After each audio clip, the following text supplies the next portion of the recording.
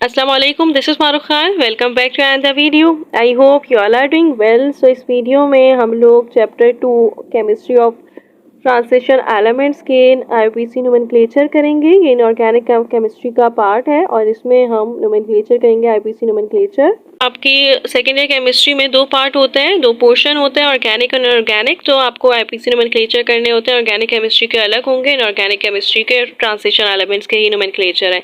और ये आप कर लेंगे तो एक क्वेश्चन आपका इजीली कवर हो जाएगा। ये बहुत इजी होते हैं, इसलिए मैंने इसमें रूल्स भी लिख दिए एक जगह ताकि आप इजीली कर सकें। बुक में बहुत ज़्यादा बड़े बड़े लेंदी करके एग्जाम्पल के साथ दिए हैं, दैट्स वाई मैंने एक जगह उसको कर लिया है। इसमें हम सेल्फ असेसमेंट की नोमेनक्लेचर करेंगे, देन फिर हम लोग शॉर्ट क्वेश्चन आंसर में नोमेनक्लेचर दिया हुआ है 4, हम वो भी करेंगे इंशाल्लाह। मैंने यहाँ कॉम्प्लेक्स लिख दिया है। पहले आप ये देखें कि क्या चीज़ क्या होती है। यहाँ पे Cu है, कॉपर है। ये सेंट्रल मेटल एटम होता है और इसके साथ जो ब्रैकेट में होता है उसको हम कहते हैं कि लाइगेंड है। लाइगेंड की आगे क्लासिफिकेशन हम पढ़ेंगे और उसमें आपको पता चलेगा, वो आपको याद रखना है। ये जो लाइगेंड होता है ये लुईस बेस है। लुईस बेस का ये मतलब होता है कि ये इलेक्ट्रॉन पेयर को डिनोट करता है, सेंट्रल मेटल एटम को। अच्छा, ये जो इलेक्ट्रॉन पेयर को number of electron pair denote कर रहा होता है लाइगेंड, तो उसको हम कहते हैं डेंटल टीथ। ये जो स्फीयर बना हुआ है ये कोऑर्डिनेशन स्फीयर कहलाता है। कोऑर्डिनेशन स्फीयर के बाद ये जो नंबर ऑफ लाइगेंड के साथ कोई नंबर लिखा होता है 4, 3, 2, 1, 16 तक हो सकता है, तो ये आपका कहलाता है coordination number, number of ligand bonded to metal, central metal atom. और ये जो पूरा कॉम्प्लेक्स है ये एनायनिक कॉम्प्लेक्स कहलाता है। एनायनिक कॉम्प्लेक्स का ये मतलब है कि ये पॉजिटिव है। अगर अभी हम जनरल फार्मूला देखेंगे तो उसमें मैं आपको बताऊंगी कि ये होता है कोई भी पॉजिटिव एलिमेंट हो जाएगा, कैटाइन होता है, देन मेटल होता है, ये मेटल है। फिर उसके पास ब्रैकेट में लाइगेंड होता है और लाइगेंड के साथ नंबर कोऑर्डिनेशन स्क्वायर एन, और फिर एनाइन होता है और इसको हम कहते हैं एनायनिक कॉम्प्लेक्स, या फिर न्यूट्रल कॉम्प्लेक्स भी हो सकता है और कैटायनिक कॉम्प्लेक्स भी हो सकता है। इसमें ये दिया हुआ है, एक चीज़ ये है कि आपको ये याद होनी चाहिए कि लाइगेंड्स न्यूट्रल भी होते हैं, नेगेटिव भी होते हैं, बट पॉजिटिव नहीं होते। लाइगेंड्स आप कभी भी पॉजिटिव नहीं लिखेंगे। अभी हम देखते हैं, अभी मैं आपको बुक से पढ़ाऊंगी, आपकी बुक में है तो वो आप पता चल जाएगा। ये क्लासिफिकेशन ऑफ लाइगेंड है और ये बुक में पेज नंबर 43 पे क्लासिफिकेशन ऑफ लाइगेंड दिया हुआ है। क्लासिफिकेशन ऑफ लाइगेंड में नेगेटिव लाइगेंड और न्यूट्रल लाइगेंड है। On the basis of charge, on the basis of donor sides में मोनो, बाय और पॉली है, और on the basis of bonding में चैलेटिंग लाइगेंड है और एम्बीडेंटेड लाइगेंड है। अच्छा, नेगेटिव लाइगेंड और न्यूट्रल लाइगेंड में आपको याद रखने की ज़रूरत है। न्यूट्रल लाइगेंड कार्बोनिल होते हैं, CO नाइट्रोसिल होते हैं, NO अमाइन होता है और एक्वा होता है H2O। तो ये होते हैं न्यूट्रल लाइगेंड। जबकि नेगेटिव लाइगेंड में तो आपके पास साइनो हो जाता है, फ्लोरो, क्लोरो, ब्रोमो, आयोडो होता है, नाइट्रो होता है, नाइट्रेटो होता है और SCN होता है, थायोसाइनो होता है। तो वो आप आगे भी आपकी बुक में रूल्स में लिखा हुआ है, वो आपको याद करने की ज़रूरत है। OH होता है हाइड्रोक्सो। सो ये है नेगेटिव लाइगेंड। और जब भी आप आईपीसी नोमेनक्लेचर में लिख रहे होते हैं तो इसके बाद सुफिक्स O लगा देते हैं, लाइक फ्लोरो हो जाएगा, कार्बो हो जाएगा, क्लोरो हो जाएगा। अब हम बात कर रहे हैं the basis of donor side. तो मोनोडेंटेड वो डेंटेड होते हैं जो सिर्फ वन डोनर साइड, सिर्फ और सिर्फ one donor like one electron को डिनोट कर सकते हैं, वन डोनर साइड होते हैं। और ये मोनोडेंटेड या यूनिडेंटेड नेगेटिव लाइगेंड और न्यूट्रल लाइगेंड ही होते हैं, ये मोनोडेंटेड ही हैं। पॉलीडेंटेट और मल्टीडेंटेट में ही बाइडेंटेट भी आ जाते हैं। बाइडेंटेट में आप ये कह सकते हैं कि ये वो हैं जो दो इलेक्ट्रॉन को डिनोट कर सकते हैं, जिसमें कार्बोनेटो आ जाता है, जिसमें सल्फेटो आ जाता है, जिसमें सल्फीटो आ जाता है और ऑक्सिलेटो आ जाता है। जबकि जो फॉस्फेटो होता है ना, उसके ऊपर -3 चार्ज होता है, वो फिर ट्राइडेंटेट होता है। जबकि पॉलीडेंटेट की हम बात कर रहे हैं तो ये मोर देन 2 डोनर साइड्स होती हैं। हेक्साडेंटेन EDT आप पढ़ेंगे तो ये ऑर्गेनिक है। ऑर्गेनिक में आप इसको कहते हैं एथिलीन डायमाइन टेट्रा एसिटाइलिन, और ये होता है हेक्साडेंटेट, लाइक ये पॉली से ज़्यादा है, 2 से ज़्यादा डिनोट कर रहा है। और EN भी होता है एथिलीन डायमाइन, ये ऑर्गेनिक है। ये जो पॉलीडेंटेट में आ रहा है ये ऑर्गेनिक है लाइगेंड। जबकि on the basis of bonding में चैलेटिंग लाइगेंड है। चैलेटिंग लाइगेंड वो लाइगेंड होता है जो क्रेब्स लॉ भी इसी को कहते हैं। इसमें क्या होता है कि कोई भी बाइडेंटेट या पॉलीडेंटेट लाइगेंड फॉर्म करता है more than one coordination bond in such a way कि रिंग बन जाती है, रिंग की फॉर्मेशन हो जाती है, उसको हम कहते हैं ये क्रेब्स लॉ है। जिसमें आप ऑक्सिलेटो देख सकते हैं।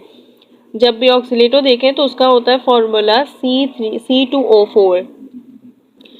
तो आप C2O4 को चेन की सूरत लिखते हैं तो उसमें क्या होता है कि उसमें एक रिंग बन जाती है, तो उसको हम कहते हैं क्रेब्स लॉ, क्योंकि पॉलीडेंटेट लिगेंड को चेलेटिंग एजेंट कह रहे हैं। ग्रीक वर्ड होता है जिसका मतलब होता है क्रेब्स लॉ। और एम्बीडेंटेट लिगेंड है, तो एम्बीडेंटेट लिगेंड वो होते हैं जिसके पास more than one coordination atom होता है, डोनर एटम होता है जो डोनेट कर रहा होता है। आप ये देख सकते हैं ये चेलेटिंग एजेंट है because of their multi point attachment to metal ion, और ये रिंग फॉर्मेशन बना रहा है, रिंग का स्ट्रक्चर बना रहा है। सो दैट्स वाई इसको हम कह रहे हैं चेलेट मीन्स क्लॉ, क्रेब्स लॉ भी कहते हैं इसको, क्लॉ। अब ये रूल है जनरल रूल, और ये आपको पता होने चाहिए for IPC naming of coordination compounds. अब पहले क्या होता है कि इसमें आपको CLMA से याद रख सकते हैं आप कलमा, पहले कैटाइन लिखते हैं आप, जब भी नेमिंग पैटर्न ये होता है कलमा, पहले आप लिखते हैं कैटाइन, फिर लाइगेंड, फिर मेटल और फिर एनाइन।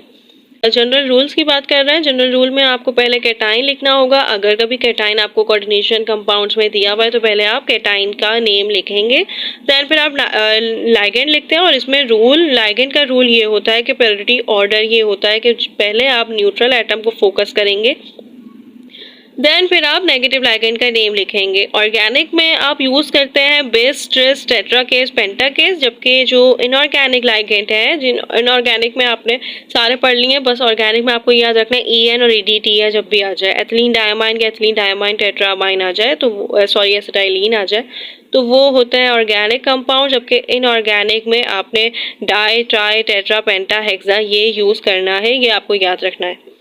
सेंट्रल मेटल एटम का नेम लिखना है देन फिर ऑक्सीडेशन नंबर लिखनी है, रोमन नंबर में लिखना है, 1 2 3 4 रोमन नंबर में लिखना है, एंड देन फिर आपको उसको पैरासिंथेसिस ब्रैकेट में इंडिकेट भी करना है।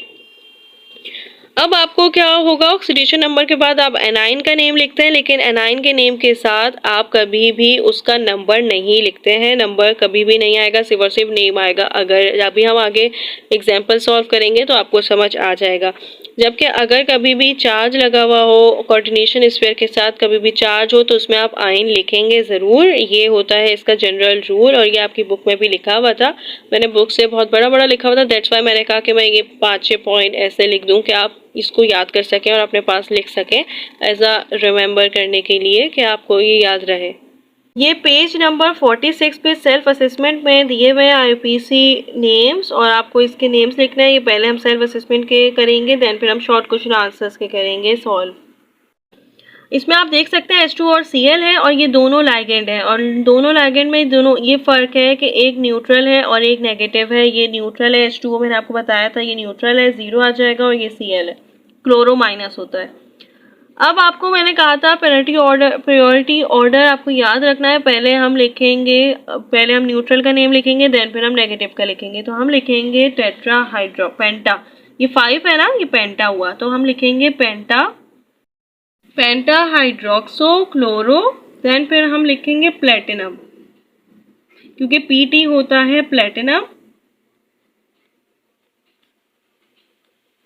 IPC नेम लिखना है। अब हमें ऑक्सीडेशन नंबर लिखना है। ऑक्सीडेशन नंबर में आपको ऐसे याद रखना है कि ये तो हो गया 0।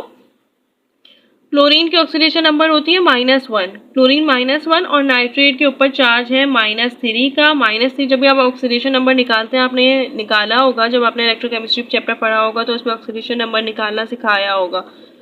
तो उसमें ऑक्सीडेशन नंबर में आपने करा होगा कि जब भी लेफ्ट से लेके जाते हैं राइट पे तो वो फिर प्लस चार्ज हो जाता है, या पे नेगेटिव होता है तो पॉजिटिव हो जाता है, पॉजिटिव तो नेगेटिव, मतलब उसका चार्ज चेंज हो जाता है जब भी साइड चेंज करता है। तो यहाँ पे इसका चार्ज आ जाता है 2 आयन, ये आपको निकालना आना चाहिए ऑक्सीडेशन नंबर। और फिर ऑक्सीडेशन नंबर में आपने 2 लिख दिया, एंड देन फिर क्या आएगा, देन आप नाइट्रेट लिखेंगे, एनाइन लिखेंगे, लेकिन इसका नंबर नहीं लिखेंगे, टेट्रामाइन नहीं करके लिखेंगे, नाइट्रेट करके नहीं लिखेंगे, सिर्फ और सिर्फ नाइट्रेट लिख देंगे। तो ये इसकी IPC नेम होगा, क्योंकि -1 होता है और ये न्यूट्रल होता है, 0 इसके ऊपर चार्ज होता है हाइड्रोक्साइड के ऊपर। प्लेटिनम हमने लिखा है। अभी आप बस ये याद रखिएगा कि अगर कभी भी आपके पास यहाँ पे कोई कैटाइन का नंबर आ जाए तो वो उसमें आप मेटल आइटम के साथ IUM नहीं लिखेंगे, 8 लिखेंगे, प्लेटिनम की जगह प्लेटिनेट कर देंगे। अभी हम एग्जांपल करेंगे तो आपको पता चल जाएगा। अब हमारे पास है Cr, या NH3। आपको पता है NH3 भी क्या था, न्यूट्रल था। NH3 और हाइड्रोक्सो दोनों न्यूट्रल थे, कार्बोनिल, और CO और NO भी न्यूट्रल थे, तो ये न्यूट्रल आ जाएगा। न्यूट्रल के बाद आप क्या लिखेंगे, आप लिखेंगे ये टेट्रा होता है, टेट्रा अमाइन। अच्छा, जब भी आप लोग याद रखिएगा इसमें कोई भी गैप नहीं होता, नोट में ये भी लिखिएगा कि कोई भी गैप नहीं होता, आपको सिर्फ और सिर्फ बगैर गैप के नेम लिखना होता है। ये याद रखिएगा कि जब भी आप इनऑर्गेनिक में, ये इनऑर्गेनिक के आईपीसी हम कर रहे हैं, तो इनऑर्गेनिक में जब भी आप लिखेंगे अमाइन तो वो डबल एम आता है, जबकि ऑर्गेनिक में एक एम आता है, तो यहाँ पे टेट्रा अमाइन लिखेंगे और देन फिर आप क्रोमियम लिखेंगे।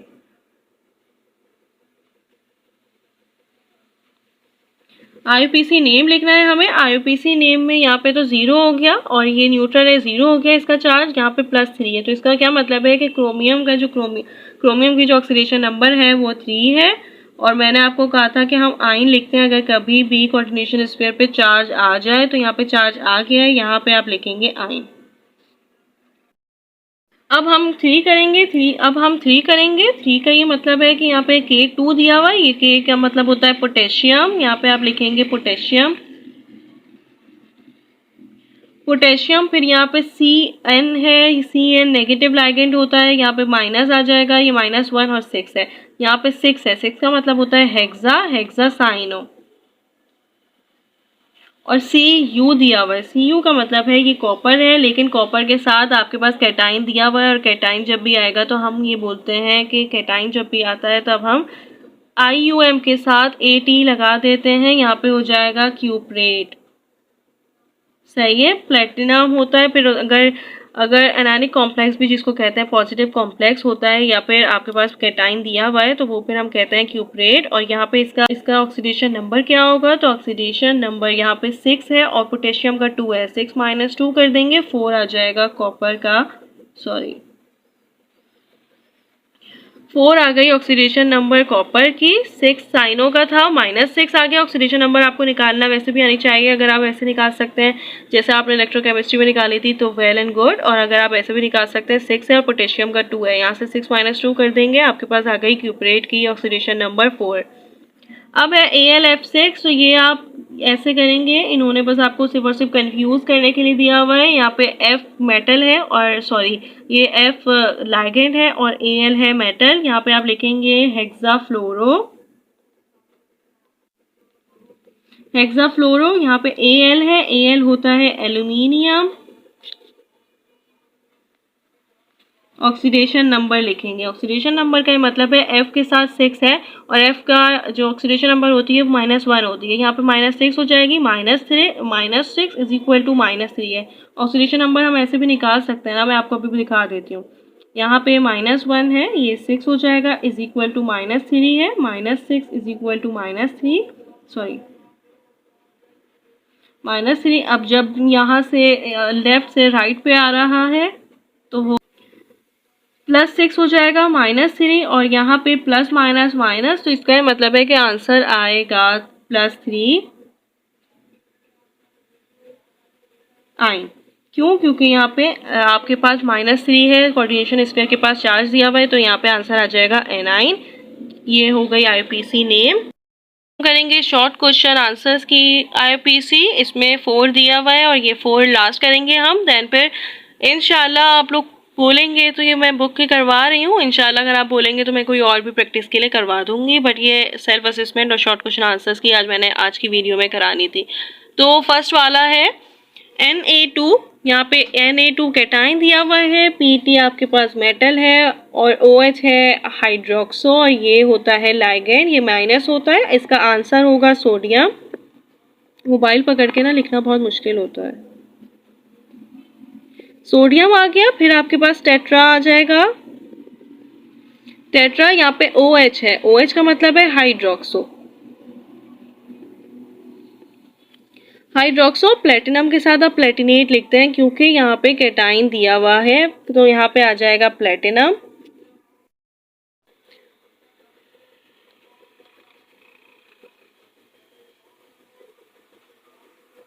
प्लेटिनेट आ गया। अब आपको ऑक्सीडेशन नंबर लिखनी है, तो ऑक्सीडेशन नंबर यहाँ पे माइनस है, यहाँ पे -4 हो जाएगा और यहाँ पे 2 है, -4 और 2 से निकालेंगे, आपके पास आंसर आ गया 2, ऑक्सीडेशन नंबर है यहाँ पे 2। अब 2 है, अब 2 में पोटेशियम ही दिया हुआ है, इसमें K2 दिया हुआ है, इसका मतलब है ये पोटेशियम है, आपको ये याद होने चाहिए। पोटेशियम अब आप यहाँ देख सकते हैं कि ये माइनस है, ये -5 है और ये 0 है। NO मैंने कहा था NO और CO न्यूट्रल होते हैं, ये दोनों न्यूट्रल है। ये दोनों, ये CO और NO दोनों न्यूट्रल हैं। अब इसमें आप देख सकते हैं कि मैंने आपको कहा था पहले हम प्रायोरिटी ऑर्डर में न्यूट्रल को देंगे, देन फिर हम नेगेटिव लिखेंगे। यहाँ पे पोटेशियम आ गया, पोटेशियम के बाद आप नाइट्रोसेल लिखेंगे। NO होता है नाइट्रोसेल। पोटेशियम नाइट्रोसिल CN के साथ 5 है, 5 का मतलब होता है पेंटा, पेंटासाइनो, पेंटासाइनो Fe है, Fe होता है आयरन, आयरन का इंग्लिश नेम होता है Fe का इंग्लिश नेम होता है आयरन, देन फिर लैटिन नेम होता है फेरम, और फेरम के साथ हम ATE लगा देंगे क्योंकि यहाँ पे कैटाइन दिया हुआ है। यहाँ पे आ जाएगा आंसर फेरेट। ऑक्सीडेशन नंबर क्या होगी? तो ऑक्सीडेशन नंबर में आप यहाँ देख सकते हैं कि यहाँ पे 5 है और यहाँ पे पोटेशियम का 2 है, 5 - 2 करेंगे 3 आ जाएगा। आंसर ऑक्सीडेशन नंबर होगी 3। अब देन 4 है, 4 में जिंक दिया हुआ है, NH3 दिया हुआ है +2। यहाँ पे आप देख सकते हैं कि ये न्यूट्रल है, NH3 हमेशा न्यूट्रल होता है। यहाँ पे आप लिखेंगे टेट्रा अमाइन, टेट्रा अमाइन के बाद आप जिंक लिखेंगे, जिंकेट नहीं लिखेंगे क्योंकि यहाँ पे आपको कोई भी कैटाइन नहीं दिया हुआ है। यहाँ पे आप जिंक लिखेंगे, जिंक के साथ ऑक्सीडेशन नंबर लिखनी है। ऑक्सीडेशन नंबर में आपको 2 लिख देंगे क्योंकि यहाँ पे तो न्यूट्रल है ना, तो ऑक्सीडेशन नंबर हो जाएगी 2 और आयन आ जाएगा क्योंकि यहाँ पे कोऑर्डिनेशन स्फीयर के साथ एक नंबर है, एक चार्ज है। अब देन 4 है, 4 में Ni दिया हुआ है, निकल है, ये थायोसाइनो कहलाता है और नंबर दिया हुआ है आपके पास, आपको लिखना है टेट्राथायोसाइनो।